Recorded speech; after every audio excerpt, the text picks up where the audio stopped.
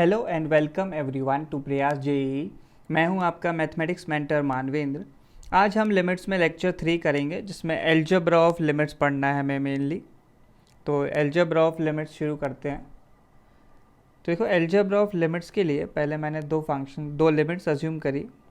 Late limit x tends to a f of x, तो किसी function f of a पे limit है l, and limit x tends to a g of x।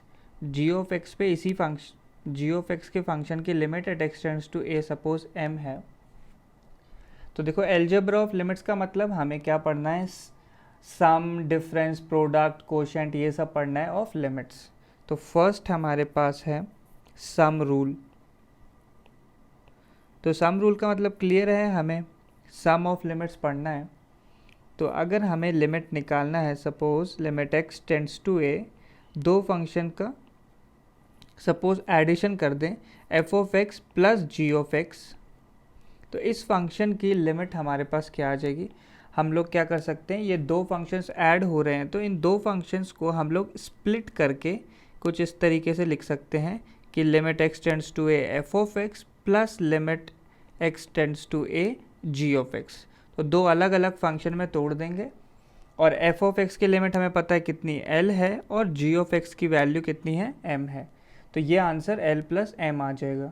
तो functions को अगर limit के अंदर फंक्शंस अगर ऐड किए हुए हैं, तो हम उन्हें अलग अलग लिमिट्स में ब्रेक करके डायरेक्ट एडिशन बना सकते हैं। तो जैसे सम रूल है, बिल्कुल वैसा ही डिफरेंस रूल है कि अगर यहाँ बीच में माइनस होता तो मैं दो फंक्शन में ब्रेक कर सकता हूँ विद अ माइनस साइन, और आंसर क्या आ जाता, l माइनस m। तो सम और डिफरेंस बिल्कुल एक जैसी चीज़ें हैं, इसलिए मैंने अलग से नहीं लिखा है। सेकेंड रूल पे आते हैं। सेकेंड रूल है हमारा प्रोडक्ट रूल। तो जैसे सम रूल है, सम रूल में क्या, दो लिमिट्स को ब्रेक कर दिया, बीच में जो साइन लगा हुआ था वही साइन हमने कैरी किया। ऐसा ही बिल्कुल प्रोडक्ट में होता है कि limit x tends to a, अगर हमसे f of x into g of x पूछा गया है, और individually limit x tends to a f of x ये एग्जिस्ट करता है, इसकी वैल्यू l है, और limit x tends to a g of x ये भी एग्जिस्ट करता है, इसकी वैल्यू m है। तो हम ऐसे दो अलग अलग प्रोडक्ट्स में इन्हें तोड़ सकते हैं, और इस वैल्यू को हम लोग फिर l इंटू m लिख पाएंगे। तो कंडीशन साथ में क्या है कि इंडिविजुअल लिमिट्स एग्जिस्ट करनी ज़रूरी है। ठीक है, ये एक इम्पॉर्टेंट पॉइंट है, ध्यान रखना है हमें। Individual limits must exist. अगर एग्जिस्ट नहीं करेंगी तो हम इस तरीके से ब्रेक नहीं कर सकते। एग्जिस्ट करना बहुत ज़्यादा ज़रूरी है, तभी ये सारे लॉज वैलिड हैं। नेक्स्ट रूल नंबर 3 पे आते हैं। रूल नंबर 3 है हमारे पास कोशेंट रूल। तो जिस तरीके से प्रोडक्ट रूल था, वैसा ही कोशेंट रूल होता है कि अगर हमसे पूछा जाए limit x tends to a f of x upon g of x, तो हम इसे दो अलग अलग लिमिट्स में ब्रेक कर सकते हैं। Limit x tends to a f of x numerator में, और डिनोमिनेटर में क्या, limit x tends to a g of x। ये तभी पॉसिबल है जब दोनों लिमिट्स इंडिविजुअली एग्जिस्ट करती हैं, और ये आंसर कितना आ जाएगा हमारे पास, l बाय m। अच्छा, साथ में एक कंडीशन और कि m जो है ज़ीरो नहीं होना चाहिए, क्योंकि डिनोमिनेटर तो कभी ज़ीरो हो ही नहीं सकता। तो वो तो चाहे किसी भी चैप्टर में कहीं भी बात कर रहे हों, denominator of a function can never be zero. Next fourth rule है constant multiple rule. Constant multiple rule. तो देखो, इस रूल के अकॉर्डिंग हम क्या कह सकते हैं कि limit x tends to a, अगर ऐसे कुछ constant k into f of x हमारा फंक्शन है, तो जो कांस्टेंट वैल्यू है इसे हम सिंपली लिमिट के आगे ले सकते हैं। तो इसे लिख सकते हैं हम लोग k into limit x tends to a F of x. Constant को बाहर निकाल सकते हैं, तो ये वैल्यू कितनी हो जाएगी, k इंटू, और लिमिट का आंसर हमें पता है l है, तो k इंटू l हमारा फाइनल आंसर आ जाएगा। नेक्स्ट फिफ्थ रूल है मॉड्यूलस के लिए। तो इसका नाम भी ऐसे ही लिख दे रहा हूँ मैं, मॉड्यूलस रूल। ऐसा एज सच कोई रूल नहीं है, बस सिर्फ मॉड्यूलस की एक प्रॉपर्टी है। तो limit x tends to a, अगर हमें फंक्शन दिया हो mod of f of x, limit के अंदर mod of f of x लिखा हुआ है, तो ये लिमिट अगर आप निकाल के देखोगे तो limit x tends to a F of x इस लिमिट के होल मॉड के ही इक्वल आएगी। तो हम फंक्शन पे मॉड लगाएं या पूरी लिमिट पे मॉड लगा दें, आंसर सेम आएगा। तो और ये वैल्यू कितनी हो जाएगी, मॉड ऑफ l के इक्वल। ऐसे ही नेक्स्ट सिक्स्थ रूल है हमारे पास पावर रूल। तो नाम से ही क्लियर है, ये पावर रिलेटेड फंक्शंस में काम आएगा। तो अगर हमें पूछा जाए limit x tends to a F of x raise to the power g of x, अब बेस भी वेरिएबल है और पावर भी वेरिएबल, तो क्या करना है, सिंपली हमें लिमिट दोनों फंक्शंस पे लगानी होगी। Limit x tends to a F of x ऐसे बेस में लगाया और पावर में भी लिमिट होनी चाहिए, limit x tends to a g of x, तो दोनों पे लिमिट लगा देंगे और ये आंसर कितना आ जाएगा, l raise to the power m। तो 6 रूल हो गए हैं ये।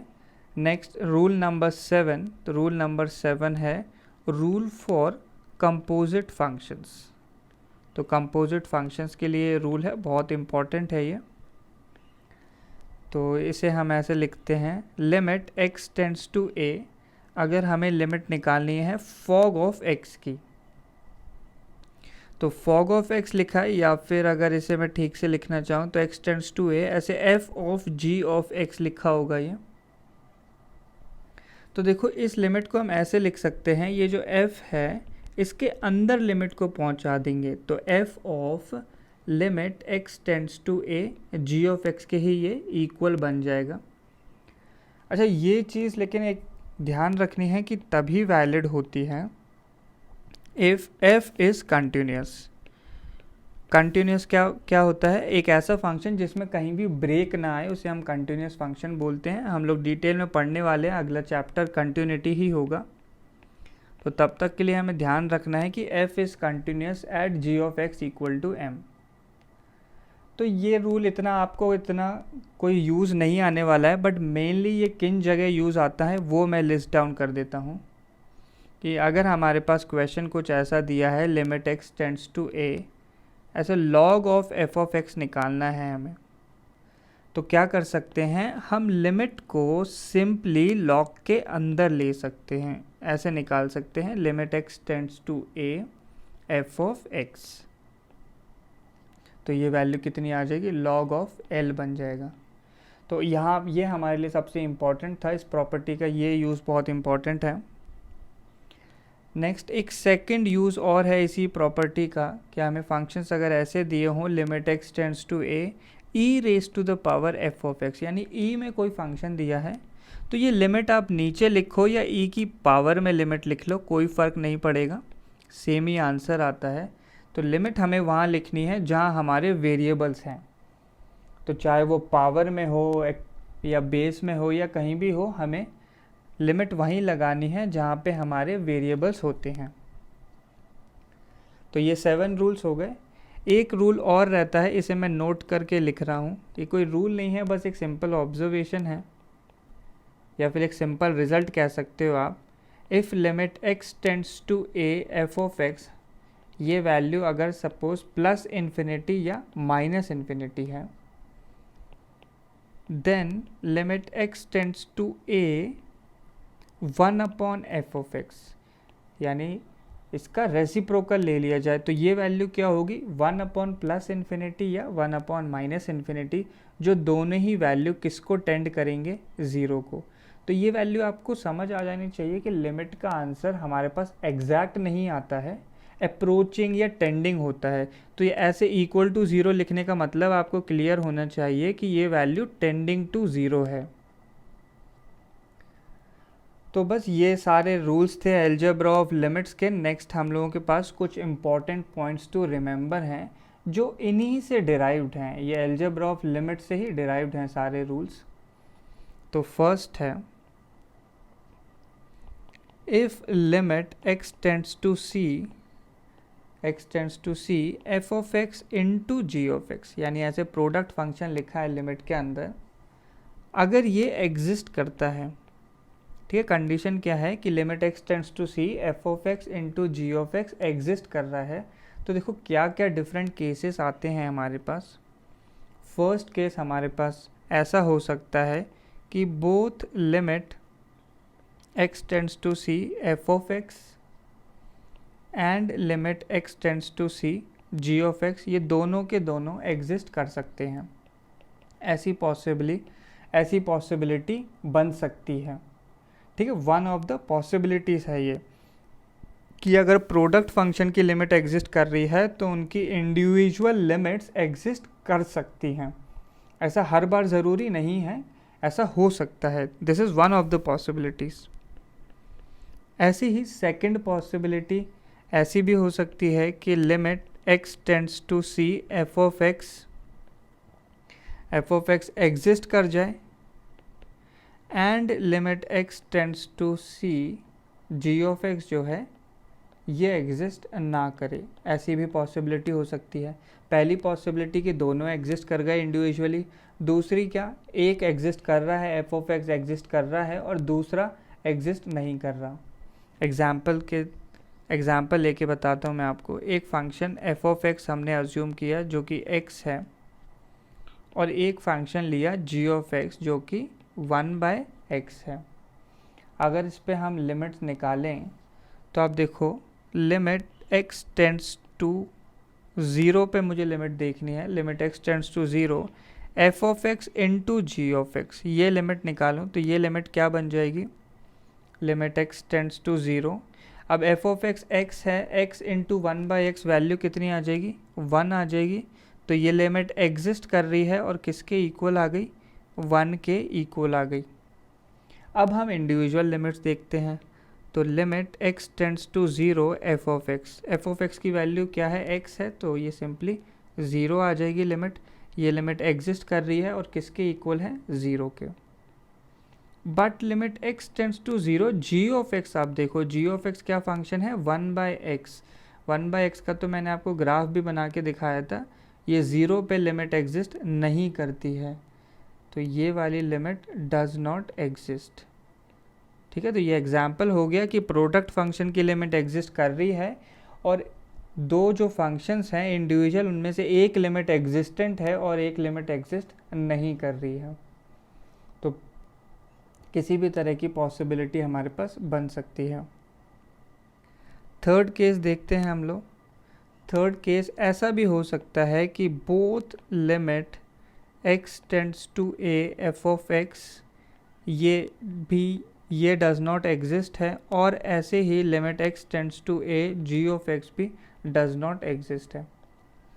तो तीनों तरह के केस पॉसिबल हैं कि दोनों लिमिट्स एग्जिस्टेंट हों, एक लिमिट एग्जिस्ट करे एक ना करे, और ऐसा भी हो सकता है कि दोनों की दोनों लिमिट्स एग्जिस्ट ना करें। तो इसका भी एग्जाम्पल हम लोग लिख लेते हैं। तो इसके एग्जाम्पल के लिए दो फंक्शंस मैंने ऐसे कंसीडर किए, f of x is equal to, इस फंक्शन की वैल्यू 1 ले ली जब x नेगेटिव है, और वैल्यू ले ली 2 अगर x पॉजिटिव है। एक फंक्शन g ऑफ एक्स देखा, उसकी वैल्यू 2 ले ली अगर x नेगेटिव है और 1 अगर x पॉजिटिव है। तो यहाँ से आप लोग देखो, अगर मैं निकालूँ limit x tends to 0 f of x निकालें, तो इसमें क्लियरली आप लोग लेफ़्ट हैंड लिमिट देखो, लेफ़्ट हैंड लिमिट पे वैल्यू 1 है, तो लेफ़्ट हैंड लिमिट 1 और राइट हैंड लिमिट कितनी, 2। इसका मतलब लिमिट एग्जिस्ट नहीं कर रही है। फिर मैंने देखा limit x tends to 0 g of x में आप देखो लेफ़्ट हैंड लिमिट कितनी है, लेफ़्ट हैंड लिमिट 2 है और राइट हैंड लिमिट कितनी है, 1 है। यानी एफ ऑफ एक्स की लिमिट भी एग्जिस्ट नहीं कर रही, जी ऑफ एक्स की भी नहीं कर रही। बट अगर आप f of x into g of x कर लोगे तो देखो x लेस देन 0 पे 1 इंटू 2 हो जाएगा फंक्शन, यानी 2 हो गया, और x ग्रेटर देन 0 पे 2 इंटू 1 हो जाएगा। तो ये फंक्शन तो कांस्टेंट फंक्शन है, 2 है, तो इसकी अगर लिमिट भी निकालोगे x टेंड्स टू 0 तो वो कितनी रहेगी, 2 ही रहने वाली है। तो बहुत ही इम्पॉर्टेंट ऑब्जर्वेशन है हमारे पास ये कि अगर प्रोडक्ट फंक्शन की लिमिट एग्जिस्ट करती है तो मैं इंडिविजुअल फंक्शंस के बारे में कुछ नहीं कह सकता। ठीक है, ये चीज़ ध्यान रखनी है हमें हमेशा। नेक्स्ट ऑब्जर्वेशन पे मूव करते हैं अब हम लोग। ऐसे ही नेक्स्ट ऑब्जर्वेशन, सेकंड ऑब्जर्वेशन हमारे पास है, if limit x tends to c f of x plus g of x, कि ऐसे सम की लिमिट जो है एग्जिस्ट करती है, तो हम क्या रिजल्ट्स बोल सकते हैं इंडिविजुअल लिमिट्स के बारे में। तो इंडिविजुअल लिमिट्स के बारे में फर्स्ट ऑब्जर्वेशन लिख लेते हैं। फर्स्ट है हमारे पास कि दोनों लिमिट्स एग्जिस्ट कर सकती हैं, ये पॉसिबिलिटी तो हमेशा ही बन सकती है, हम पहले ही देख चुके हैं कि ये एग्जिस्ट कर जाए, f ऑफ x वाली लिमिट और g ऑफ x वाली लिमिट भी एग्जिस्ट कर जाए, ये तो बिल्कुल पॉसिबल है। ठीक है, कैसे डायरेक्टली बोल रहा हूँ मैं, ये सम रूल से आप लोग डायरेक्टली बोल सकते हो कि हम लोग इंडिविजुअल लिमिट्स में ब्रेक कर देंगे, दोनों एग्जिस्टेंट हैं, मतलब डेफिनेटली प्लस वाली लिमिट एग्जिस्ट कर रही होगी। तो दोनों एग्जिस्टेंट का केस तो हमेशा आ ही सकता है। अब ध्यान रखना है कि एक लिमिट एग्जिस्ट करे और एक ना करे, वो केस आएगा या नहीं। तो बिल्कुल आता है वो केस भी। सपोज हम ऐसा ही ले लेते हैं, x tends to c f of x जो है एग्जिस्ट कर जाए, और दूसरी लिमिट जो limit x tends to c g of x जो है ये डज नॉट एग्जिस्ट है, ये लिमिट एग्जिस्ट नहीं करती। तो एग्जाम्पल से ही देखते हैं। एक एग्जाम्पल कंसीडर किया, लिमिट x टेंड्स टू 1 ले लिया, suppose x tends to 1 greatest integer of x। तो ये चीज़ आपको पता होगी कि ग्रेटेस्ट इंटीजर ऑफ x की जो लिमिट है वो एग्जिस्ट करती है या नहीं करती। सॉरी, ये केस मैं यहाँ पे देख रहा हूँ कि दोनों लिमिट्स जब एग्जिस्ट ना करें, दोनों लिमिट्स नॉन एग्जिस्टेंट का केस देखना है। Limit x tends to 1 greatest integer of x जो है ये डज नॉट एग्जिस्ट है। क्यों? ग्रेटेस्ट इंटीजर ऑफ x तो हर इंटीजर पे एग्जिस्ट नहीं करता। और साथ में मैंने देखा limit x tends to 1 fractional part of x, तो ये भी आप लोगों को याद होना चाहिए कि फ्रैक्शनल पार्ट ऑफ x भी किसी भी इंटीजर पे इसकी लिमिट एग्जिस्ट नहीं करेगी। लेकिन अगर मैंने इनकी सम की लिमिट देखी, लिमिट x टेंड्स टू 1 ऐसे greatest integer of x plus fractional part of x, तो देखो सम कर दिया तो greatest integer of x plus fractional part of x तो सिंपली क्या होता है, x होता है। तो ये लिमिट किसके इक्वल आ गई, 1 के। यानी इंडिविजुअल लिमिट्स दोनों एग्जिस्ट नहीं कर रही थी, बट सम वाली लिमिट जो है एग्जिस्ट करने लग गई। ठीक है, ऐसा बिल्कुल पॉसिबल है। अच्छा, इसमें ऐसा केस पॉसिबल नहीं है कि एक एग्जिस्ट करे और एक एग्जिस्ट ना करे। अच्छा, इसी के साथ अब हम कुछ और एग्जाम्पल्स भी कंसीडर कर लेते हैं। सिर्फ एग्जाम्पल्स हैं ये, इन्हीं ऑब्जर्वेशंस को फर्दर अच्छे से विजुलाइज करने के लिए। तो फर्स्ट एग्जाम्पल लिया, सपोज एक फंक्शन चूज़ करते हैं f of x is equal to 1 upon sine x.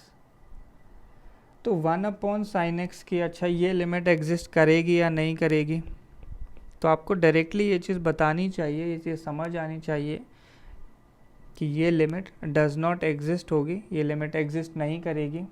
इसको आप सॉल्व करके देख सकते हैं, सिंपली डायरेक्टली बता सकते हैं हम लोग कि 0 पे लिमिट नॉन एग्जिस्टेंट आएगी, क्योंकि लेफ्ट हैंड साइड पे जब 0 को नेगेटिव से जाओगे तो नेगेटिव आंसर आएगा, और 0 को पॉजिटिव से जाओगे तो पॉजिटिव आंसर आएगा। तो ये लिमिट जो है एग्जिस्ट नहीं करेगी। या फिर सॉरी, ये तो साइन एक्स के बारे में मैंने बोल दिया, एक बार मैं इसको आपको लिख के ही दिखा देता हूँ। Limit x tends to 0 1 upon sine x, तो अगर लेफ्ट हैंड लिमिट निकालने जाओगे तो क्या बन जाएगा, 1 अपॉन साइन ऑफ 0 नेगेटिव, ये वैल्यू 1 अपॉन 0 होगी। तो इसको आप माइनस इन्फिनिटी बोल सकते हो, क्योंकि 0 नेगेटिव क्वांटिटी होगी। तो लेफ्ट हैंड लिमिट एग्जिस्ट नहीं कर रही, मतलब ऑब्वियसली कंप्लीट लिमिट एग्जिस्ट नहीं करेगी।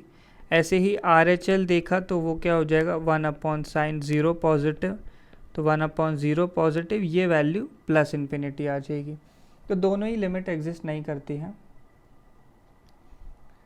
तो ये आपको खुद से अब डायरेक्टली समझ में आना चाहिए। ऐसे ही एक फंक्शन कंसिडर किया g of x is equal to 1/10x, तो ये वाली लिमिट भी at x tends to 0 exist नहीं करेगी। इसमें भी बिल्कुल वैसा ही केस आने वाला है। 10x जो है 0 नेगेटिव हो जाएगा, अगर आप 0 को नेगेटिव से जाओगे तो वही LHL माइनस इन्फिनिटी और RHL प्लस इन्फिनिटी आ जाएगा।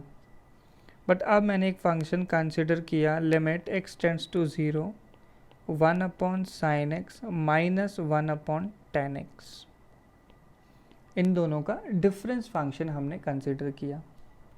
तो इसको सिंप्लीफाई करते हैं 1/sin x माइनस 1/10x को।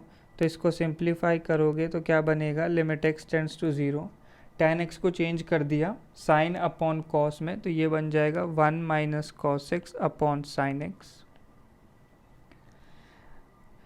ठीक है, इस तरीके से लिख सकते हैं।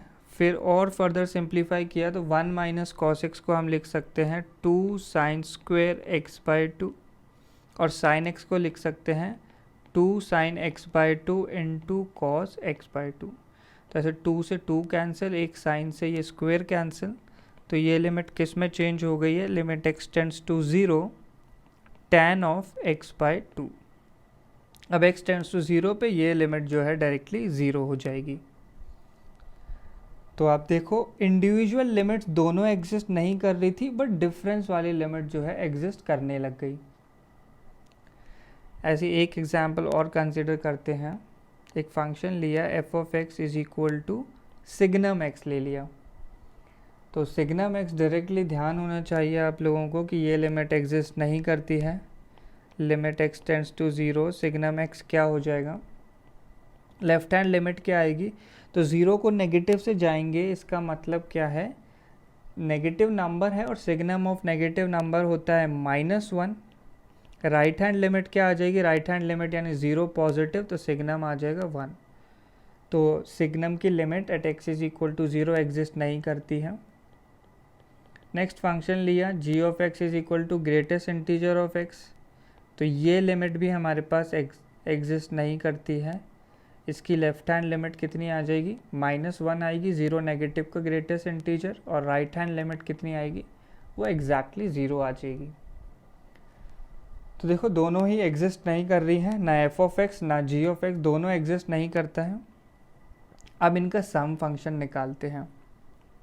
तो limit x tends to 0 signum x plus greatest integer of x, sum function की बात कर रहे हैं। लेफ्ट हैंड लिमिट क्या आ जाएगी, देखो जब 0 को नेगेटिव से जाओगे तो सिग्नम की वैल्यू कितनी, -1, और ग्रेटेस्ट इंटीजर की वैल्यू कितनी, जब हम लोग नेगेटिव से जाएंगे तो वो भी -1, तो लेफ्ट हैंड लिमिट आ गई -2। राइट हैंड लिमिट देख सकते हैं, राइट हैंड लिमिट सिग्नम को पॉजिटिव से जाओगे तो 1, और ग्रेटेस्ट इंटीजर पे कितनी हो जाएगी, 0, तो ये वैल्यू आ गई 1। तो यहाँ पे सम की जो लिमिट है वो एग्जिस्ट नहीं कर रही है। या फिर ऐसे भी ये वैल्यूज आ सकती थी कि आप दोनों लेफ्ट हैंड लिमिट्स को ऐड कर दो, -2 आ गया, और दोनों राइट हैंड लिमिट्स को ऐड कर दो तो वैल्यू 1 आ गई। तो देखो पिछले केस में दोनों फंक्शंस की लिमिट एग्जिस्ट नहीं कर रही थी, बट डिफरेंस फंक्शन की लिमिट एग्जिस्ट कर गई, और यहाँ पे दोनों फंक्शंस की लिमिट एग्जिस्ट नहीं कर रही थी और सम फंक्शन की लिमिट जो है एग्जिस्ट कर जाती है। तो इसी तरीके से बहुत सारे केसेस पॉसिबल हैं, तो आप किसी भी रिज़ल्ट को जनरलाइज ना करें। प्रोडक्ट के केस में अगर प्रोडक्ट फंक्शन की लिमिट एग्जिस्टेंट है तो हम इंडिविजुअल लिमिट्स के बारे में कुछ नहीं कह सकते। ऐसा ही सम फंक्शन में है, सम फंक्शन की अगर लिमिट एग्जिस्ट कर रही है तो हम इंडिविजुअल के बारे में डायरेक्टली कमेंट नहीं कर सकते हैं। नेक्स्ट टॉपिक पे मूव करते हैं अब, इवैल्यूएशन ऑफ एल्जेब्रिक लिमिट्स। तो एल्जेब्रिक लिमिट्स निकालने के काफ़ी मेथड्स हैं हमारे पास। फर्स्ट मेथड है फैक्टराइजेशन। नाम से ही क्लियर है, ऑब्वियसली आपको फैक्टराइज करना होगा। देखो ये मेथड इन जनरल तब लगता है जब 0/0 फॉर्म आती है। 0/0 फॉर्म आएगी और आपको कुछ ऐसे फैक्टर मिल जाएगा, सपोज कुछ x माइनस a फैक्टर होगा जो न्यूमरेटर और डिनोमिनेटर दोनों में कॉमन होगा, और वो कैंसिल आउट हो सकता है। तो इस क्वेश्चन दिया हुआ है यहाँ पे limit x tends to 2 x square minus 5x plus 6 upon x square minus 4। तो x की वैल्यू 2 रखते हैं। x की वैल्यू 2 रखो, आप न्यूमरेटर क्या बन जाएगा, न्यूमरेटर आता है 4 माइनस 10 प्लस 6, तो न्यूमरेटर 0 हो गया, और डिनोमिनेटर भी 2 स्क्वायर माइनस 4, तो वो भी 0 हो गया। तो 0/0 फॉर्म इन्वॉल्व है। तो फैक्टराइज करने की कोशिश करते हैं। तो ऊपर एक क्वाड्रेटिक दी है, क्वाड्रेटिक को फैक्टराइज करोगे तो क्या टर्म्स बन जाएंगे, x minus 2 into x minus 3 बनता है, और डिनोमिनेटर एक्स स्क्वायर माइनस 4 है, तो इसे हम लिख सकते हैं x minus 2 into x plus 2। तो यहाँ से देखो x माइनस 2 वाला फैक्टर कैंसिल आउट हो जाएगा, और ये लिमिट बन गई x tends to 2 x minus 3 upon x plus 2। अब फिर से मैं x की वैल्यू 2 सब्सटीट्यूट करूँगा, और फिर से अगर 0/0 फॉर्म बन गई तो मैं और सॉल्व करने की कोशिश करूँगा। बट x की वैल्यू 2 रखने पे आप लोग देख सकते हैं ये वैल्यू डायरेक्टली -1/4 बन जाती है, यानी एक फाइनाइट रिजल्ट आ गया। कोई भी इनडिटरमिनेट फॉर्म नहीं है तो आगे सॉल्व करने की ज़रूरत नहीं है। हमें तभी सॉल्व करना है जब कोई इनडिटरमिनेट फॉर्म बने। Next second question, limit x tends to 1 x square plus x log x minus log x minus 1 upon x square minus 1। तो फॉर्म देखते हैं, x की वैल्यू 1 रखने पे देखो पहला टर्म जो है 1 हो जाएगा। दूसरा टर्म देखें तो इसमें ln x है, ln 1 कितना होता है 0। तीसरा टर्म भी 0 हो जाएगा -1। तो न्यूमरेटर देखो आप लोग 0 बन गया है 1 माइनस 1, और डिनोमिनेटर भी 0। तो 0/0 फॉर्म है। फैक्टराइज करेंगे हम लोग, तो लिमिट x टेंड्स टू 1, किस तरीके से फैक्टराइज होगा ये। तो इसको फैक्टराइज करने के लिए आप लोग देखो, पहले दो टर्म्स में से अगर हम x कॉमन ले लें तो क्या बन जाएगा, x कॉमन लेने पे बनेगा x प्लस ln x। नहीं तो इससे ये सिंप्लीफाई नहीं होने वाला है। तो इसको सिंप्लीफाई करने के लिए हाँ इस तरीके से पॉसिबल है कि एक्स स्क्वायर माइनस 1 को मैं साथ में लिख लूँ। एक्स स्क्वायर माइनस 1 क्या हो जाएगा, x minus 1 into x plus 1, और बाकी जो दोनों रिमेनिंग टर्म्स हैं उनमें से मैंने ln x कॉमन ले लिया, तो x माइनस 1 आ जाएगा साथ में, और नीचे क्या है x minus 1 into x plus 1। तो देखो x माइनस 1 वाला फैक्टर ऐसे हम कैंसिल आउट कर सकते हैं। तो न्यूमरेटर में क्या बच गया, अब limit x tends to 1 x plus 1 plus ln x upon x plus 1। अब फिर से मैं x की वैल्यू 1 सब्सटीट्यूट करके देखूंगा। x की वैल्यू 1 रखने पे न्यूमरेटर क्या बन जाएगा 1 प्लस 1, और ln 1 कितना होता है 0, तो ऊपर आ गया 2 और नीचे भी आ जाएगा 2, तो वैल्यू कितनी आ गई 1। तो इनडिटरमिनेट फॉर्म ख़त्म हो गई और हमें आंसर मिल गया 1। तो जैसे ही इनडिटरमिनेट फॉर्म हट जाए हमें वहीं सॉल्यूशन कर लेना है, वहीं पे क्वेश्चन को सॉल्व करना स्टॉप कर देना है, डायरेक्ट वैल्यू आ जाएगी by simple substitution. Next question number 3, limit x tends to π/4 1 minus sine 2x upon 1 plus cos 4x दिया है। x की वैल्यू π/4 रख के देखते हैं तो क्या बन जाएगा, साइन 2x बन जाएगा 2 इंटू π/4 यानी π/2, और साइन π/2 कितना होता है 1, तो ऊपर आ गया 0, नीचे क्या बनेगा cos 4x है, तो 4 इंटू π/4 पाई हो गया, और cos पाई होता है -1। तो फिर से 0/0 फॉर्म है। तो सबसे पहले हम लोग फैक्टराइज करने की ही कोशिश करते हैं। 1 माइनस साइन 2x, देखो 1 माइनस साइन 2x को क्या कर सकते हैं, 1 को मैंने लिखा sine square x plus cos square x, और साइन 2x को हम लिख सकते हैं -2 sine x into cos x। तो ये हमारे पास क्या बन गया, sine x minus cos x का होल स्क्वायर। और डिनोमिनेटर दिया है 1 प्लस कॉस 4x, तो ये वैल्यू डायरेक्टली कितनी हो जाएगी 2 कॉस स्क्वेयर 2x। तो आपको ध्यान रखना है कि सारे फॉर्मूले ट्रिग्नोमेट्री के याद होने ज़रूरी हैं, क्योंकि आगे भी बहुत ज़्यादा यूज़ आने वाले हैं, तो उन्हें ज़रूर रिवाइज़ कर लें।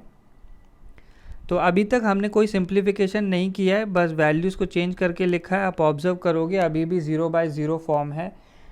Sine x minus cos x, sine और कॉस दोनों π/4 पे 1/√2 बनेंगे, तो 0 हो जाएगा न्यूमरेटर, और डिनोमिनेटर भी 0 बन रहा है। तो फिर से फर्दर सिंप्लीफिकेशन करेंगे, लिमिट एक्स टेंड्स टू π/4, तो ये sine x minus cos X का होल स्क्वायर लिखा है, इसे एज इट इज़ रहने दिया, इसमें कोई चेंज नहीं किया।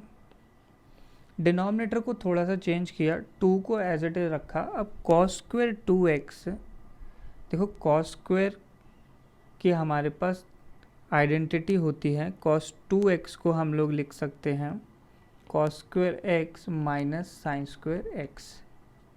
तो कॉस 2x को मैंने लिख दिया cos square x minus sign square x, इस चीज़ का क्या आ जाएगा होल स्क्वायर।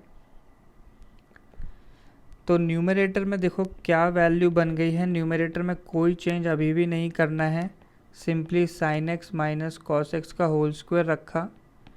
डिनोमिनेटर को सिंप्लीफाई कर लेते हैं, तो ये A square minus B square लिखा हुआ है ब्रैकेट के अंदर, तो A minus B into A plus B, या फिर sine x minus cos X का whole square into sine X plus cos X का होल स्क्वायर। तो ये माइनस का होल स्क्वायर वाला टर्म कैंसिल आउट हो जाएगा। अब x की वैल्यू π/4 रखने पर न्यूमरेटर में 1 आ गया, डिनोमिनेटर में क्या 2 इंटू, अब sign X plus cos X का होल स्क्वायर लिखा है, दोनों वैल्यूज़ 1/√2 हैं, तो ऐसे 1/√2 प्लस 1/√2, इस चीज़ का होल स्क्वायर, 1/√2 प्लस 1/√2 कितना √2 हो गया, √2 का होल स्क्वायर इज 2। तो ये वैल्यू सॉल्व करने पे बन गई 1/4। तो बस सिंपल फैक्टराइजेशन है, बेसिक ट्रिग्नोमेट्रिक आइडेंटिटीज यूज़ करनी है, और ये सिंप्लीफाई हो गया। नेक्स्ट मेथड है for solving algebraic limits, rationalization. तो ये मेथड्स आप लोग पढ़ ही चुके होंगे, 9th-10th में आपने देखा होगा। हम लोग रैशनलाइज करते हैं जब भी क्वेश्चन में स्क्वायर रूट्स वाले टर्म्स इन्वॉल्व हैं, तो हम लोग रैशनलाइज करेंगे। तो यहाँ पे देखो आप x की वैल्यू 0 रखोगे, तो पहला टर्म क्या बन जाएगा, न्यूमरेटर में बन जाएगा √2 माइनस √2, और नीचे 0 है, तो 0/0 फॉर्म बनी हुई है, और रूट्स इन्वॉल्व हैं, तो हम लोग रैशनलाइज करके ही सॉल्व करेंगे। तो लिमिट x टेंड्स टू 0, यहाँ पे हमें क्या करना है, न्यूमरेटर को रैशनलाइज करना होगा। तो √2 plus x minus √2 upon x into क्या करेंगे, √2 plus x plus √2 upon √2 plus x plus √2 से मल्टीप्लाई कर दिया। तो ऊपर ऑब्जर्व करो कि ये a minus B into A plus b है, तो इसे हम a square minus B square लिख सकते हैं। तो लिमिट x टेंड्स टू 0, ऊपर बन जाएगा 2 plus x minus 2 upon denominator में डायरेक्टली ये वैल्यूज आ जाएंगी, x into √2 plus x plus √2। अब x की वैल्यू 0 सब्सटीट्यूट करने पे, x की वैल्यू 0 सब्सटीट्यूट करने पे न्यूमरेटर क्या बन जाएगा, देखो यहाँ पे टर्म्स जो हैं कैंसिल आउट हो जाएंगे, ऊपर 0 क्रिएट हो जाएगा और नीचे भी 0, अभी भी 0/0 फॉर्म बनेगी। देखो ऐसे 2 माइनस 2 हट जाएगा, तो ऊपर x है तो वो 0 बन गया, और नीचे 0 इंटू समथिंग है, तो अभी भी 0/0 फॉर्म है। तो लिमिट x टेंड्स टू 0, ऐसे x upon x into √2 plus x plus √2 है, तो ऐसे x से x कैंसिल आउट किया, तो क्या बन गया 1 अपॉन √2 प्लस एक्स प्लस √2। अब आप x की वैल्यू 0 रखोगे तो कोई इनडिटर्मिनेट फॉर्म नहीं है, तो डायरेक्टली आंसर आ जाएगा। तो क्या बनेगा 1 अपॉन x की वैल्यू 0 रखने पे ये टर्म हो जाएगा √2 प्लस √2, तो कितना आ जाएगा 2√2। तो ये हमारा फाइनल आंसर आ गया। तो आप ऑब्जर्व करो, जैसे ही इनडिटर्मिनेट फॉर्म ख़त्म हुई तो मैंने डायरेक्टली वैल्यू सब्स्टिट्यूट कर दी और आंसर मिल जाता है। Next question, limit x tends to a, root of a plus 2x minus root of 3x upon root 3a plus x minus 2 root x। तो यहाँ न्यूमरेटर और डिनोमिनेटर दोनों में ही रूट्स लगे हुए हैं, तो सॉल्व करने के लिए एक बार रैशनलाइजेशन से काम नहीं होगा, डबल रैशनलाइजेशन करना होगा। न्यूमरेटर और डिनोमिनेटर दोनों को रैशनलाइज करना पड़ेगा। तो दोनों को रैशनलाइज करते हैं। पहले तो ये जो टर्म्स हैं इन्हें एज इट इज़ लिखे रहने दिया, upon root of 3a plus x minus 2 root x. तो न्यूमरेटर को मुझे रैशनलाइज करना है, तो न्यूमरेटर को रैशनलाइज करने के लिए root a plus 2x plus root 3x से न्यूमरेटर में मल्टीप्लाई किया, और डिनोमिनेटर को रैशनलाइज करने के लिए root 3a plus x plus 2 root x से नीचे मल्टीप्लाई किया, और बैलेंस आउट करने के लिए ऊपर नीचे हमें इन सेम टर्म्स से मल्टीप्लाई करना होगा ताकि ये कैंसिल आउट रहे। तो इस तरीके से इन टर्म्स को लिख दिया। तो हमने फाइनली मतलब क्वेश्चन में कोई चेंज नहीं किया है और रैशनलाइज हो जाएगा। तो देखो न्यूमरेटर में a minus B into A plus b है, तो a square minus B square बनेगा, और नीचे भी a minus B into A plus b है, तो ये a square minus B square बन जाएगा। तो limit x tends to a, rationalize किया तो देखो ऊपर क्या बनेगा, root of a plus 2x का स्क्वायर करेंगे तो बनेगा a प्लस 2x, और रूट 3x का स्क्वायर किया तो माइनस 3x, ये वैल्यू आ जाएगी। और नीचे क्या बनेगा, रूट 3a प्लस एक्स का होल स्क्वायर यानी 3a प्लस एक्स, और 2 रूट एक्स का स्क्वायर करोगे तो 4x बनेगा, सो माइनस ऑफ 4x। और ऊपर एक टर्म हमारे पास रह जाएगा root of 3a plus x plus 2 root x upon root of a plus 2x plus root of 3x। तो सिंप्लीफाई करते हैं इन्हें अब। तो ये जो पहला ब्रैकेट लगा हुआ है ये सिंप्लीफाई करने पे क्या हो गया, ये वैल्यू बन गई a माइनस एक्स, और नीचे वाली वैल्यू कितनी बन गई 3a माइनस 3x, इस तरीके से बन गया। तो इन दोनों ब्रैकेट्स को मैं कैंसिल आउट करके ऐसे 1/3 लिख सकता हूँ, और बाकी अगर आप x की वैल्यू a सब्सटीट्यूट करेंगे तो ये पूरा ब्रैकेट ज़ीरो नहीं बन रहा है, इनडिटरमिनेंट फॉर्म नहीं है, तो बस सिंपल सब्सटीट्यूशन से मैं आंसर निकाल दूंगा। तो 1/3 इंटू यहाँ पे क्या टर्म्स बनते हैं, तो ये पहला बन गया root of 4a plus 2 root a upon root of 3a आ जाएगा प्लस रूट ऑफ 3a।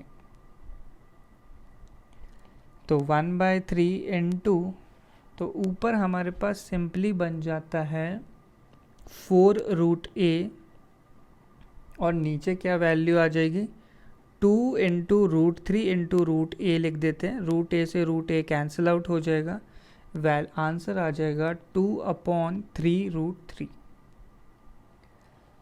तो ये सब आप सिंप्लीफाई कर सकते हो, सॉल्व कर सकते हो। इम्पॉर्टेंट स्टेप हमारा क्या था, डबल रैशनलाइजेशन। तो आगे next question, limit x tends to 1, यहाँ न्यूमरेटर में क्यूब रूट्स इन्वॉल्व हैं, तो क्यूब रूट्स को अभी तक आपने कभी रैशनलाइज नहीं किया होगा, तो क्यूब रूट्स का रैशनलाइजेशन सीखेंगे। पहले आप ऑब्जर्व करो कि x की वैल्यू 1 रखने पे ये cube root of x square plus x plus 6 वाला जो टर्म है ये क्या बन जाएगा, तो ये हो जाएगा हमारे पास क्यूब रूट ऑफ 8 जो वैल्यू 2 हो जाएगी, और दूसरा टर्म भी क्यूब रूट ऑफ a, तो ये भी 2, तो 0 बन गया। नीचे देखो रूट 2 माइनस रूट 2 बन जाएगा, तो वो भी 0 है, तो 0/0 फॉर्म है। तो हम लोग रैशनलाइजेशन करेंगे, तो लिमिट x टेंड्स टू 1, सबसे पहले क्या किया, डिनोमिनेटर्स को रैशनलाइज कर दिया। तो रैशनलाइज करने के लिए अब मैं डायरेक्टली स्टेप्स लिख रहा हूँ।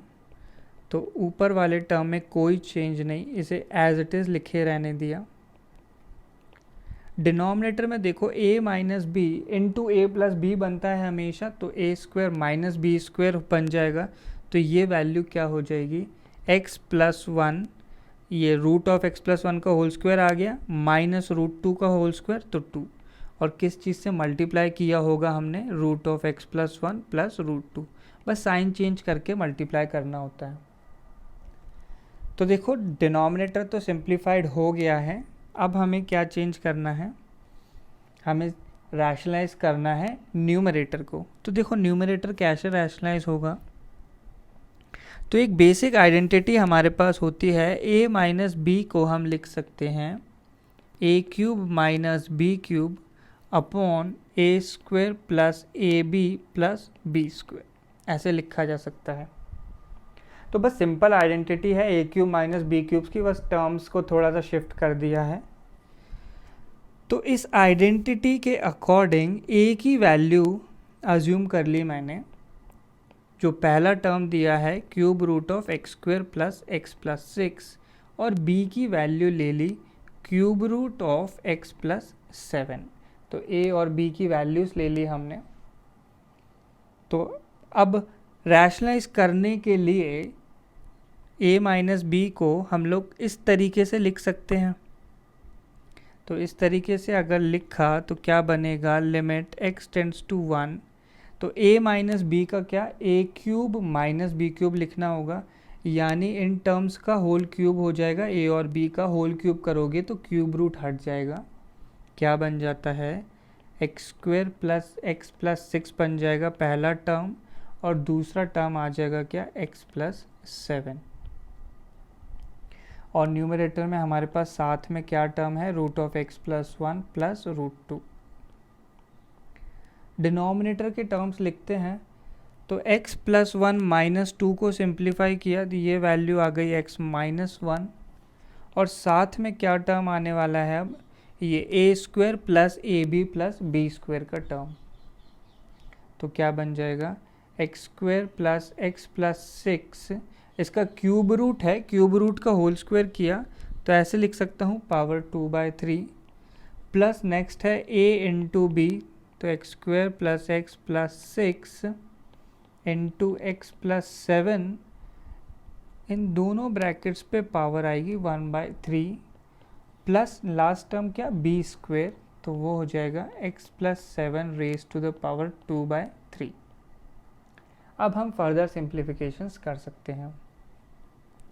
तो x square plus x plus six में से अगर एक्स माइनस सेवन सब्ट्रैक्ट किया तो क्या बन जाएगा, लिमिट एक्स टेंड्स टू 1, ये आ जाएगा simply x square minus one, और second bracket root of x plus one plus root two को एज इट इज़ रखा है। एक्स माइनस वन में भी कोई सिंप्लीफिकेशन पॉसिबल नहीं है। बाकी टर्म्स को आप लोग देखो, तो x square plus x plus six, इसमें एक्स की वैल्यू अगर हम 1 रखेंगे तो ये क्या बन जाएगा, तो 1 प्लस 1 प्लस 6 8 आएगा, 8 की पावर 2/3, प्लस दूसरे टर्म्स क्या बनेगा, एक टर्म आएगा 8 और दूसरा भी x की वैल्यू 1 रखने पे 8 आएगा, 8 इंटू 8 इज 64, पावर 1/3 है, प्लस तीसरा टर्म क्या है, x की वैल्यू 1 रखने पे 8 बनेगा, तो 8 की power 2/3, limit x tends to 1 आ जाएगा। अब आप लोग देखो x माइनस वन नीचे लिखा है और ऊपर एक्स स्क्वायर माइनस वन है, एक्स स्क्वायर माइनस वन मतलब x plus one into x minus one, तो x minus one cancel out करके उसे सिर्फ x प्लस वन लिख दिया। अब root of x plus one में x की वैल्यू 1 रखने पे क्या रूट टू आ जाएगा, प्लस रूट टू अपॉन नीचे क्या 8 की पावर 2/3, तो 8 के पावर 2/3, तो सबसे पहले 8 की पावर 1/3 कर दिया, दैट इज़ 2, और 2 का square is 4, 64 raise to the power 1/3 4 होता है, 8 की पावर 2/3 इज़ 4। अब x की वैल्यू 1 रखने पे आंसर आ जाएगा, तो x की वैल्यू 1 रखी तो 2 इंटू 2 रूट 2 अपॉन क्या आ जाएगा 12, तो फाइनल आंसर आ गया रूट 2/3। तो ये क्वेश्चन काफ़ी इम्पोर्टेंट था, आपने एक नया कॉन्सेप्ट सीखा, क्यूब रूट्स को रैशनलाइज करना।